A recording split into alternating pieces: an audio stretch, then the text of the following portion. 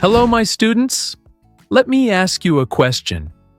Have you ever stopped and wondered how one simple app, one tiny tap on your phone, completely changed the way we move through the world? Because today, calling a ride feels normal. But not long ago, standing in the rain, waving at taxis, guessing the price, arguing about the meter, that was the reality. And then suddenly, everything changed. An idea appeared, a button appeared, and the entire rhythm of modern life shifted. In this episode, we're going deep, not into cars, not into traffic, but into behavior, psychology, innovation, and the new way humans move. Because Uber isn't just a company, it's a revolution. And once you understand how it started, how it grew, how it reshaped cities and people, you'll never look at transportation the same way again.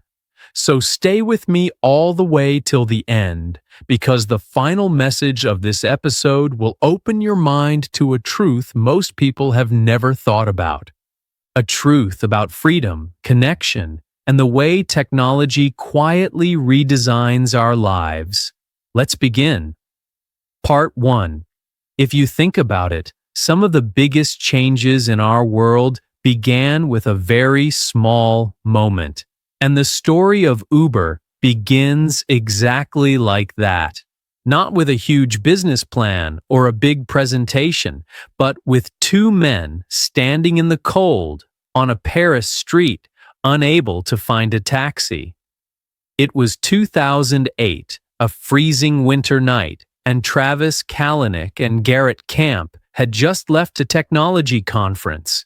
They were tired, they were frustrated, and like millions of people before them, they were stuck waiting for a ride that never came. And it was in that moment of annoyance, in that simple human problem, that a revolutionary idea was born. One of them joked, "Imagine if you could just press a button on your phone and a car would appear." They laughed at first, the way we laugh at ideas that seem too simple or too impossible. But the more they thought about it, the more real it became. A single button, a single tap, and transportation could transform forever. And that very night, the spark of Uber was created. But to understand why that idea exploded, we have to remember what life was like before Uber. For decades, taking a taxi was a gamble.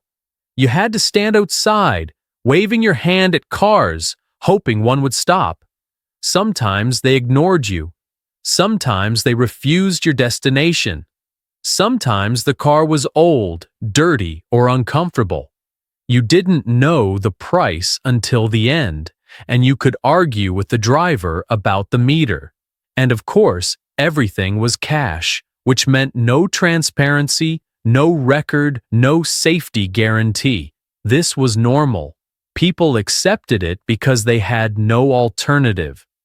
But something bigger was happening in the world at the same time. Smartphones were becoming part of daily life. GPS was improving. Mobile payments were becoming natural, and people's expectations were changing.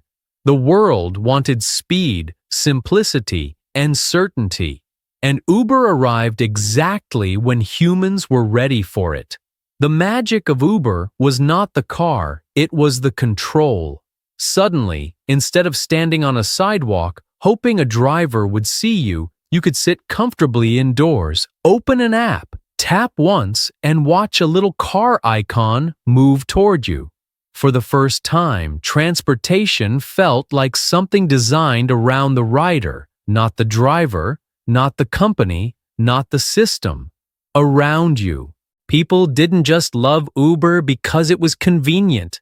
They loved it because it removed uncertainty, something humans hate more than anything. You knew the driver's name. You knew the price before the ride started. You knew the estimated time of arrival. You could see the route. You could message the driver. You could rate the experience. Everything felt safe, clean, modern, predictable. No arguments, no surprises, no stress. And when people feel in control, they trust. So Uber spread quickly, city after city, country after country, almost like a wave crashing around the world. The experience felt futuristic. Imagine telling someone in 1995 that one day you wouldn't need to call a taxi company or stand in the street or carry cash.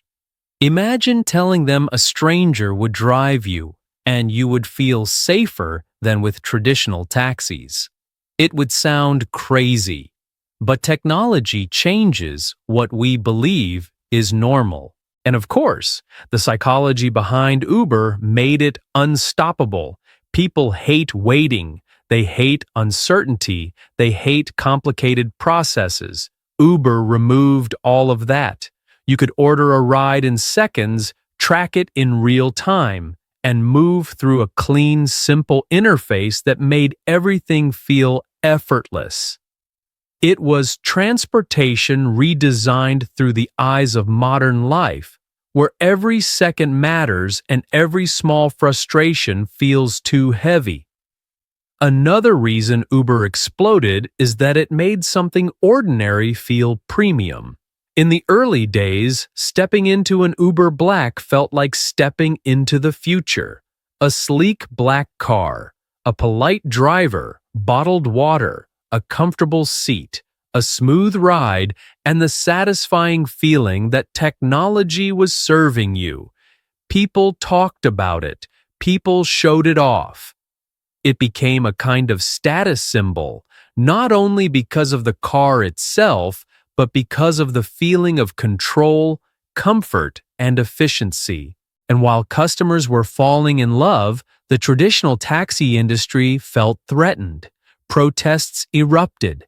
Governments panicked. Regulations tightened. Taxi drivers blocked streets, demanding the world stop Uber. But something unexpected happened. The public refused. People didn't want to return to the old system. They wanted transparency. They wanted digital receipts. They wanted ratings. They wanted clean cars. They wanted fast arrivals. They wanted fairness. And the more people used Uber, the stronger it became because of something called the network effect. The more riders joined, the more drivers signed up. The more drivers signed up, the faster the service became. The faster the service became, the more people used it. And that loop created unstoppable momentum. Uber wasn't just a company anymore. It was becoming a verb. I'll Uber there. Whenever a service becomes a verb, it becomes culture. It becomes part of life. And we were only at the beginning. Because Uber didn't stop at luxury rides. It expanded into cheaper rides, shared rides, motorcycles, delivery drivers, even boats in some cities. Suddenly, the idea wasn't just get a ride.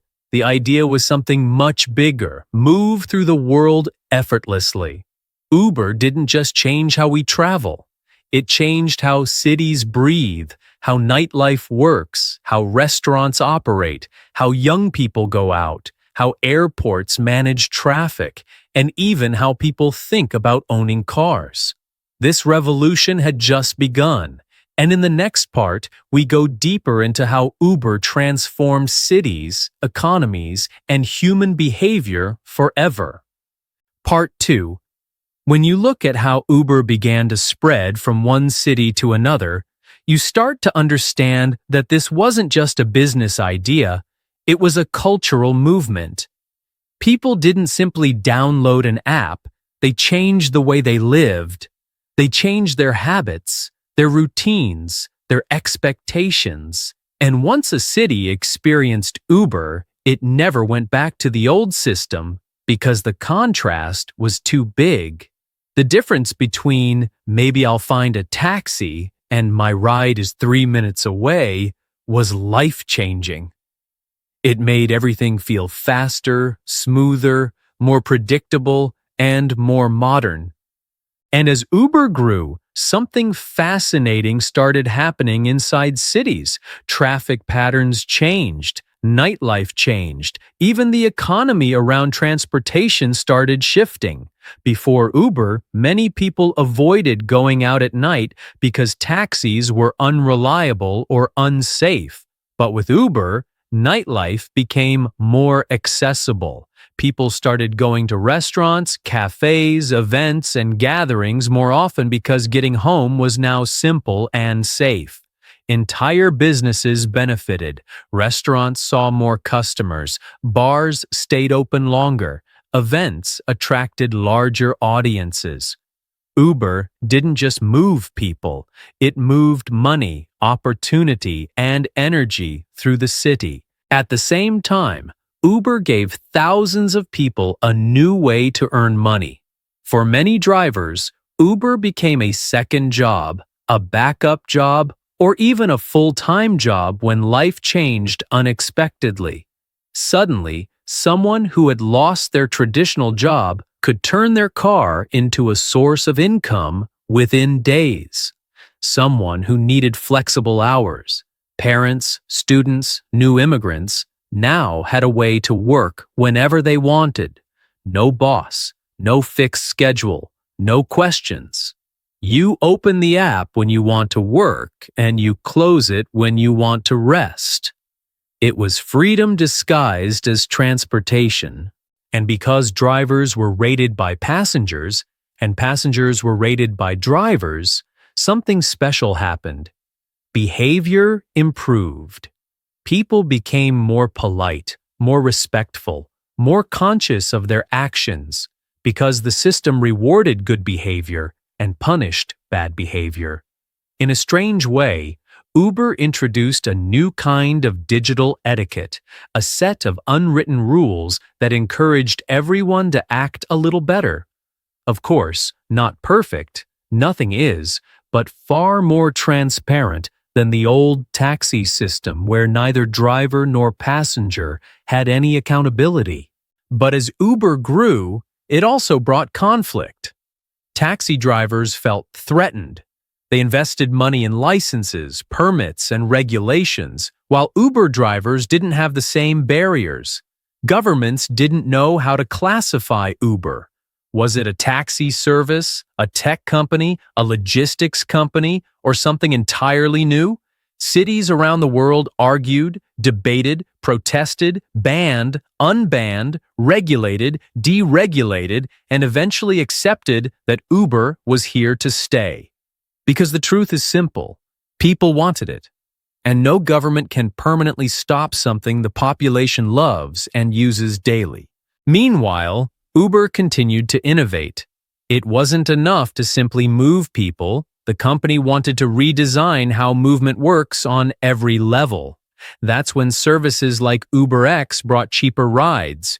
Uberpool introduced shared rides. Ubermoto brought motorcycles into the system. And Uber Auto expanded into markets with tuk-tuks and three-wheelers. And then came Uber Eats, a service that didn't just change transportation, it changed the food industry.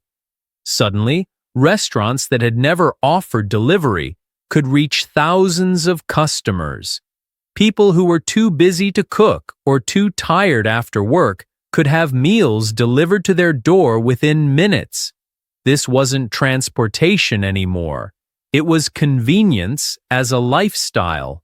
All of this came from one simple idea: make moving around effortless. And the more effortless it became, the more people depended on Uber. Students used it to get to class. Workers used it to commute. Travelers used it to get to airports. Families used it for emergencies. People without cars used it as their daily transportation. Tourists used it to explore new cities without fear or confusion. Uber became a companion, a silent, reliable presence in the background of everyday life. And with this level of dependence, Uber began shaping human behavior in subtle but powerful ways. For example, fewer young people wanted to own cars. Why pay for insurance, repairs, fuel, maintenance, parking, and registration when you could simply tap your phone and get a ride in minutes? In many cities, car ownership started dropping for the first time in decades. And this shift was not because people were rejecting cars, it was because people were embracing convenience. But convenience comes with risk. And Uber discovered this quickly. As the number of drivers increased, competition became intense.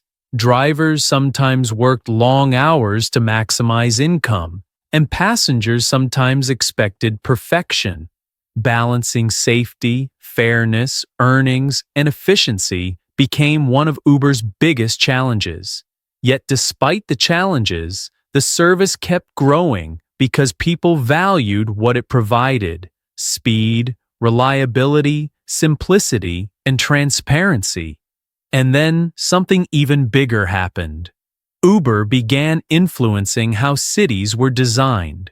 Roads adjusted to ride-sharing traffic. Airports created dedicated Uber pickup zones.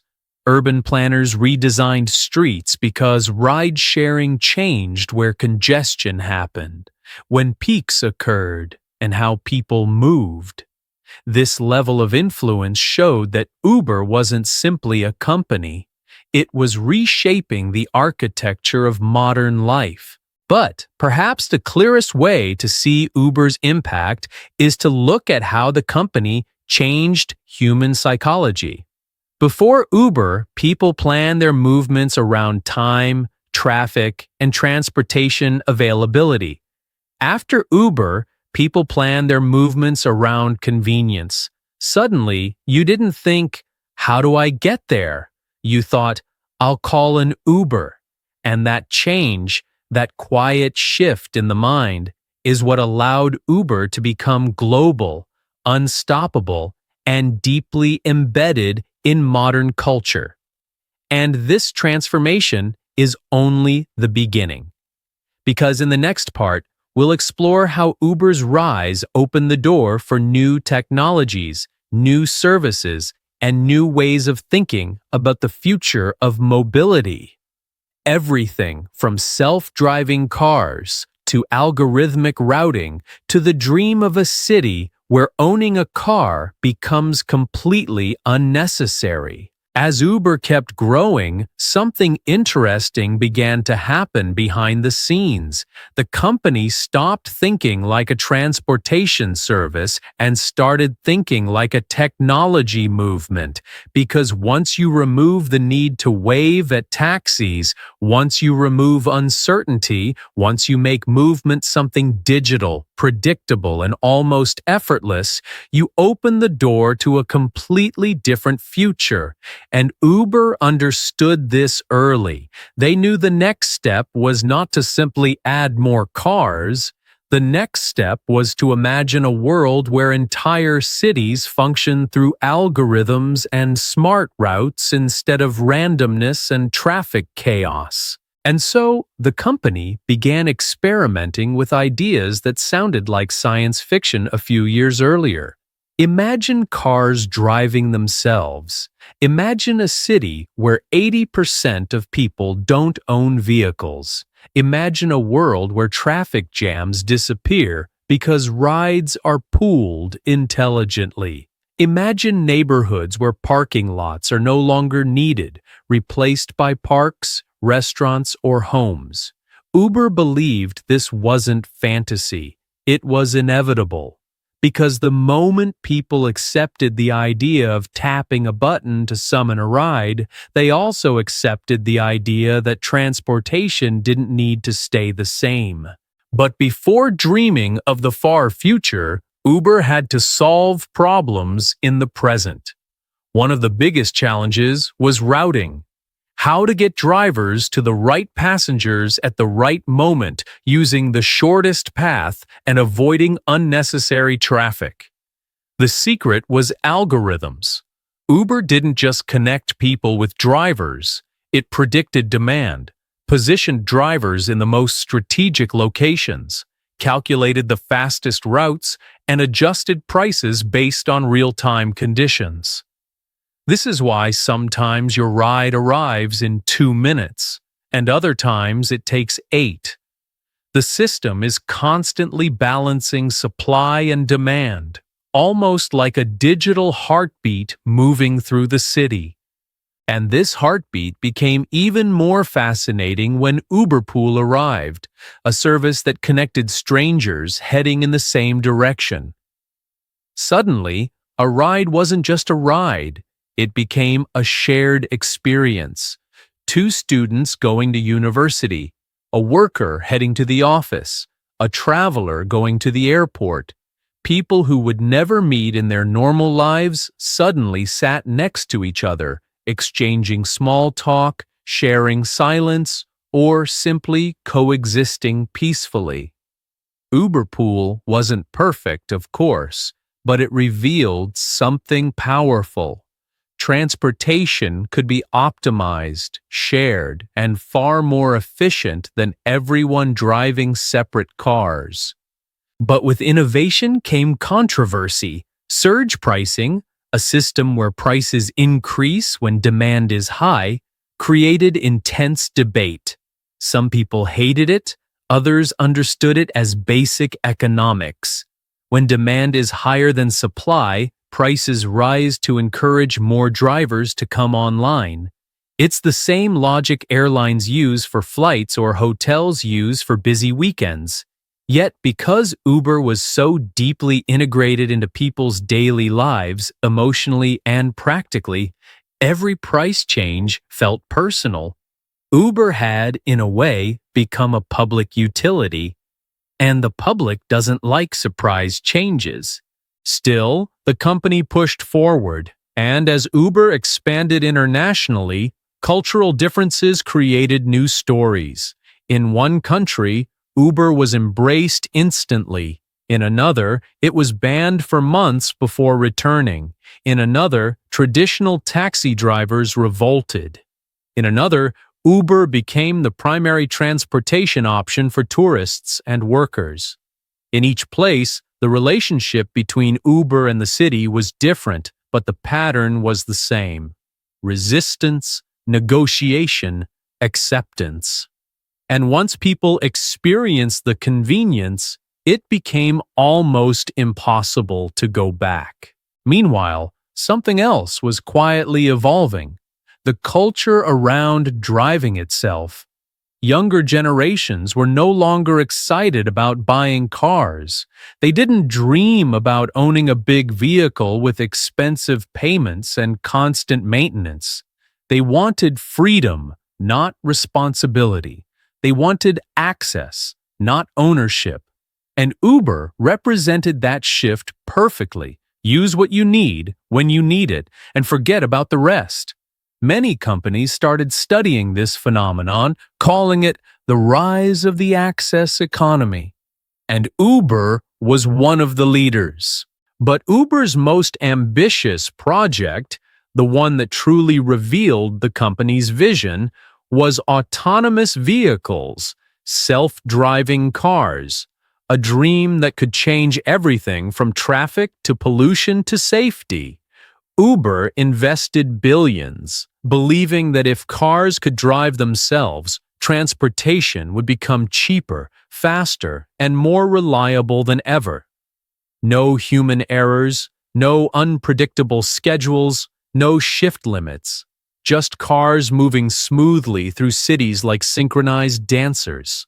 The world wasn't ready yet, of course. The technology is still evolving. Regulations are complex. Safety is the ultimate priority. But the attempt alone showed how far Uber was willing to go to redesign the future. And the surprising part is that Uber was not just thinking about cars. They imagined skies filled with small flying vehicles, air taxis, that could lift you from the ground and drop you across the city in minutes.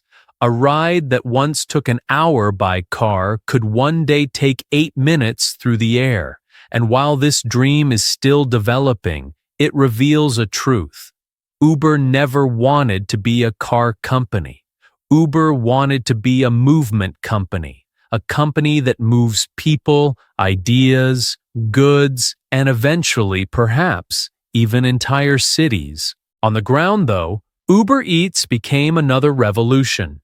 People began using Uber not just to move themselves, but to move dinner. Students ordered food during study sessions. Workers ordered lunch during meetings. Families ordered dinner when they were too tired to cook. Restaurants adapted, new businesses emerged, and suddenly the question wasn't, "What shall we eat?" but "How fast can it arrive?" Uber Eats changed the rhythm of urban life, turning delivery into something normal, frequent, and expected. And all of these innovations were connected by one simple truth. People value time more than anything else. Uber gave time back. It eliminated waiting, searching, guessing, and worrying.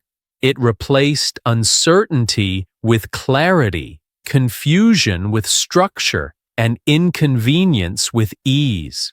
And once people tasted this convenience, there was no going back. But as Uber grew, so did the responsibility.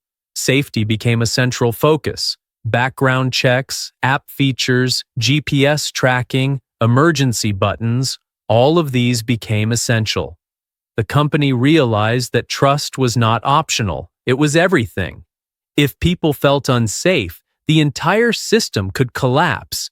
So Uber invested millions into building an ecosystem where riders and drivers could interact with transparency and security. However, the most fascinating change happened internally, inside the minds of users. Uber made movement feel shorter. Distances felt smaller. A journey that once seemed long suddenly felt easy because the process was seamless. People started exploring neighborhoods they never visited before. They accepted invitations they might have refused in the past.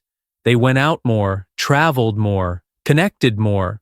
Uber didn't just change transportation, it changed social behavior. And once a company changes how people behave, it becomes something deeper than a product. It becomes part of culture, part of routine, part of how a generation experiences the world. And this is where the story gets even more interesting, because in part 4, we will explore how Uber affected drivers, cities, relationships, safety, and even the psychology of trust, and how it transformed the lives of millions of people who now depend on it every single day. Part 4. When you think about Uber today, it's easy to imagine the experience from the passenger side. The clean interface, the estimated arrival time, the quiet relief of watching your driver approach on the map. But the deeper story, the one that truly shows Uber's impact, lives inside the people who drive, the people who ride, and the cities that absorb this constant movement. Because Uber didn't just create a new form of transportation, it created a new kind of relationship between strangers, between neighborhoods, and even between humans and technology. For drivers, Uber introduced a kind of flexibility that simply didn't exist before. Imagine having a job where you decide when the day starts and when it ends. No manager watching, no shift to clock into, no supervisor telling you what to do. For many drivers, especially parents, students, immigrants, or people facing unemployment, this flexibility was life-changing. A mother could drive early in the morning before her children woke up. A student could drive at night after finishing university classes. Someone struggling to find traditional work could open the app, start the engine, and earn money instantly. It offered dignity, choice, and independence, things that are often missing in traditional jobs. But with independence came pressure. Drivers had to balance the desire to earn with the responsibility of staying safe on the road. They had to deal with demanding passengers, traffic, and long hours. They had to face the unpredictability of surge pricing, fluctuating demand, or quiet days with fewer rides. And while Uber gave freedom, it also introduced new emotional challenges. Drivers learned how to read people quickly: who was friendly, who was stressed, who wanted silence, who wanted conversation, who was respectful, who wasn't. They became experts in human psychology because every ride was a new personality, a new story, a new energy entering the car. And those stories are powerful. Think about the quiet man you rode with on your way to the airport. You didn't know he worked 3 jobs to support his family, or the driver who offered you a bottle of water. You didn't know she was saving for her daughter's university fees, or the one who drove you during a late-night storm. You didn't know he had just left a hospital visit with a sick parent. Uber cars are filled with invisible stories, and every time someone gets in and out, 2 worlds cross for a short moment and then separate again forever. It's a strange kind of intimacy, brief but meaningful. Passengers, in their own way, also changed.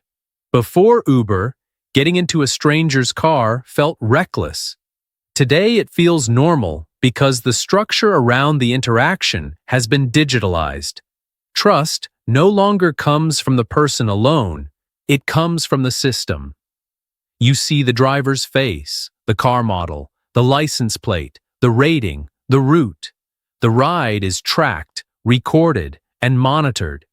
And this digital layer of trust reshaped how people think about safety.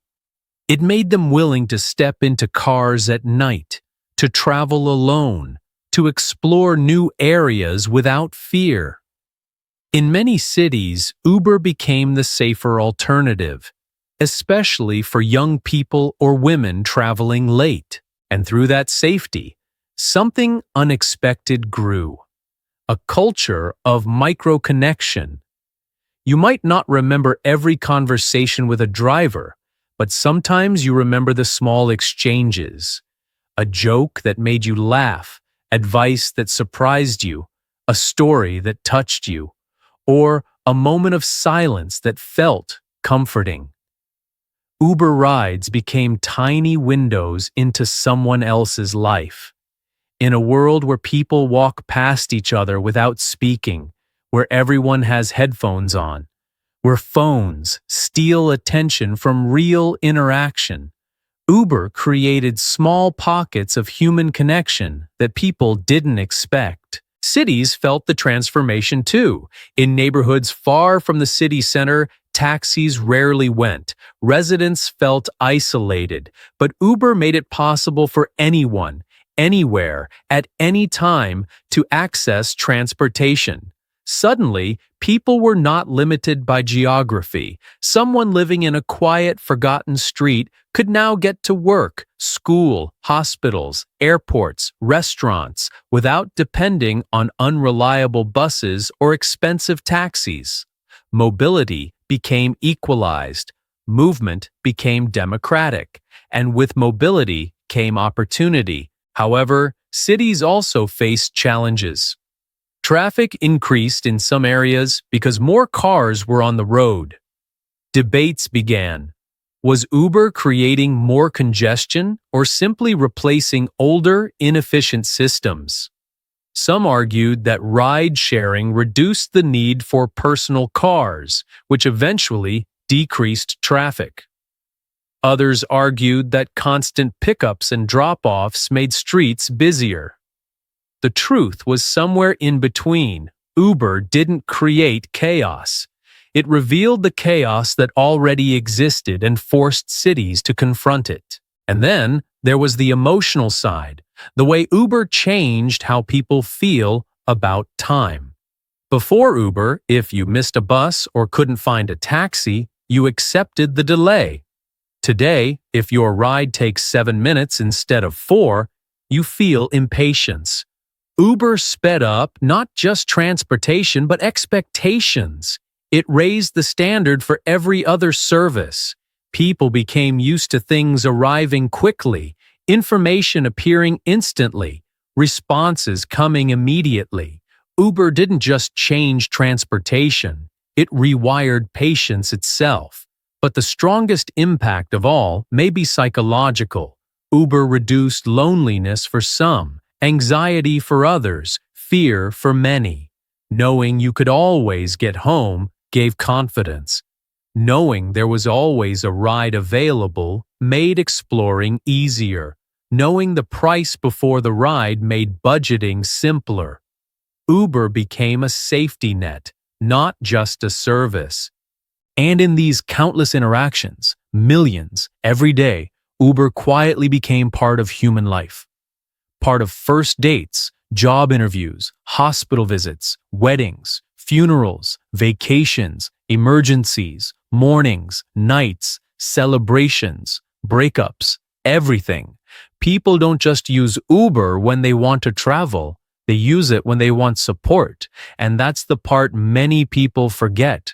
Uber's true power is not the car or the app or the map, it's the feeling of being carried, the feeling of being taken from where you are to where you need to be, the feeling that movement is no longer stress, it's handled, managed, taken care of. And now, the only question is where this evolution leads next. Because in part 5, we explore the future of Uber, the innovations, the dreams, the possibilities, and the way this simple app may reshape the next 20 years of human movement. Part 5. When you look at how far Uber has already come, it's almost impossible not to wonder what comes next. Because Uber is one of those rare ideas that didn't simply solve a problem. It opened a door to a completely new way of thinking about transportation, technology, and even the shape of our cities. And once a door like that opens, it never closes. People become used to convenience. They begin to expect simplicity. They start to imagine a world where movement is as easy as breathing, and that expectation pushes innovation forward, whether society is ready or not. So when we picture the future of Uber, we're not just imagining faster pickups or cleaner cars. We're imagining a world where the entire idea of transportation transforms. A world where cars may not even need drivers. A world where owning a vehicle might feel as old-fashioned as owning a horse. A world where cities, streets, and buildings adapt to a new rhythm, the rhythm of digital mobility. The dream that Uber has been quietly chasing, even from its earliest days, is the idea of self-driving cars. Cars that navigate without human hands on the wheel. Cars that never need rest, never get distracted, never speed, never take dangerous risks. Cars that move through the city with calm precision, guided by cameras, sensors, algorithms, and real-time traffic data. Imagine stepping into a vehicle that greets you by name, adjusts the temperature automatically, and takes you exactly where you need to go while you read, work, or relax. No stress, no uncertainty, no human error. Of course, this dream is still developing. The technology is complex. The regulations are cautious. The safety requirements are strict. But the idea exists. The research continues, and even if self-driving cars take years to become mainstream, the direction is clear. Transportation is moving toward autonomy, and Uber wants to be at the center of that shift. But the future isn't only about cars driving themselves, it's also about how people choose to move. Already, fewer young people want to own vehicles. Car ownership is expensive. Insurance, fuel, maintenance, parking, it all adds up. And when an Uber is just a few minutes away, the cost of ownership becomes a burden instead of a privilege. In many cities, young adults are choosing not to buy cars at all. They rely on ride-sharing, public transport, scooters, bikes, walking, or combinations of all of these. Cities are slowly adjusting to this new reality by redesigning streets, reducing parking space, and encouraging shared mobility over personal mobility. And as cities evolve, Uber evolves with them. You can see it in the way the company keeps expanding beyond cars. Uber Eats didn't just deliver food. It created an entire economy of delivery workers, virtual kitchens, and restaurants built for online orders instead of physical dining. Uber Freight connected truck drivers to shippers in a way that simplified logistics. Uber Moto and Uber Auto made transportation affordable in countries where motorcycles and rickshaws dominate. Each of these new branches is part of the same vision, the idea that movement, any kind of movement, can be digitized, optimized, and delivered through a single platform. But perhaps the most fascinating part of Uber's future is the way it may reshape time itself. Think about how Uber already changed your relationship with the clock. You don't wait outside anymore. You don't guess how long a ride will take. You don't worry about missing transportation. You open the app, you see the estimate, and you plan your next steps. And in a world where people value time more than money, any service that saves minutes, reduces stress, or increases predictability becomes essential. That idea, the idea of saving time, is what pushes Uber toward new frontiers like aerial transportation. Yes, flying cars, or more realistically, small electric air taxis that lift off from rooftops and travel across cities in minutes. Uber has already experimented with this. They imagine a future where getting from one side of a city to another might take 8 minutes instead of 40. A future where traffic becomes irrelevant because part of transportation happens in the sky. It sounds like science fiction, but so did Uber itself 20 years ago. And if there's anything history teaches us, it's that today's impossible ideas often become tomorrow's normal life. But the future of Uber is not only technological, it's emotional. Because at the heart of it, Uber is not just about movement. It's about support. It's about connection. It's about the quiet comfort of knowing that no matter where you are, no matter what time it is, no matter what happened that day, you can get home. You can leave a bad moment. You can escape a stressful situation. You can reach a destination safely.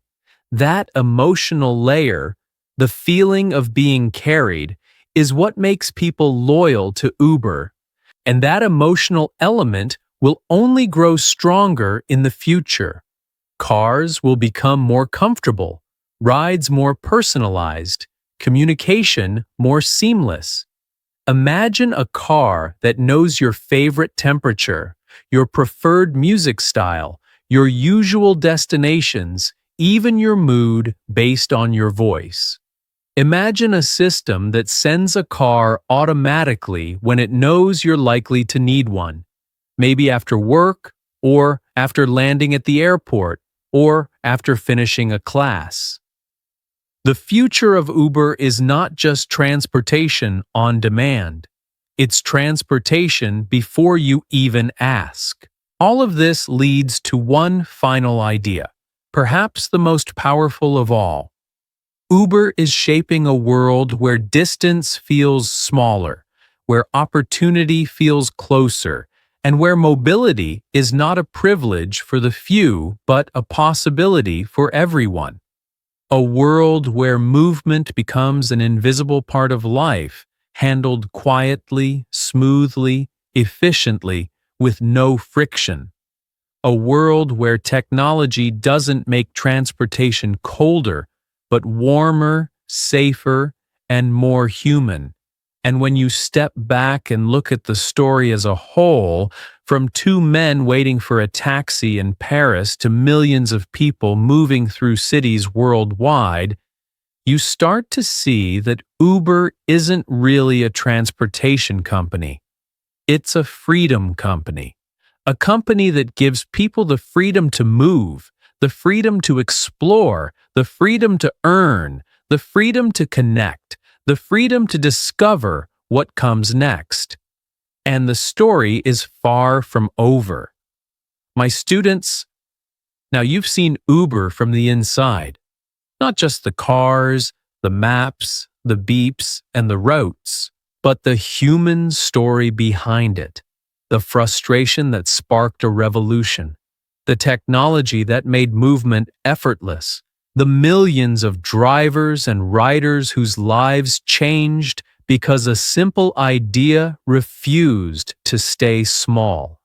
Uber didn't just modernize transportation, it rewired our expectations, it reshaped our cities, it gave people freedom, the freedom to move, the freedom to earn, the freedom to explore, the freedom to live with less fear and more possibility. And if you stay with this episode all the way till the end, which I know you did, you now understand something powerful. Sometimes the biggest revolutions don't come from giant inventions, but from solving the small, everyday frustrations everyone ignored.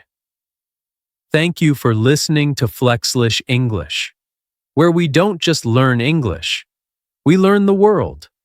And remember, every time you tap that little button on your phone, you're touching the future.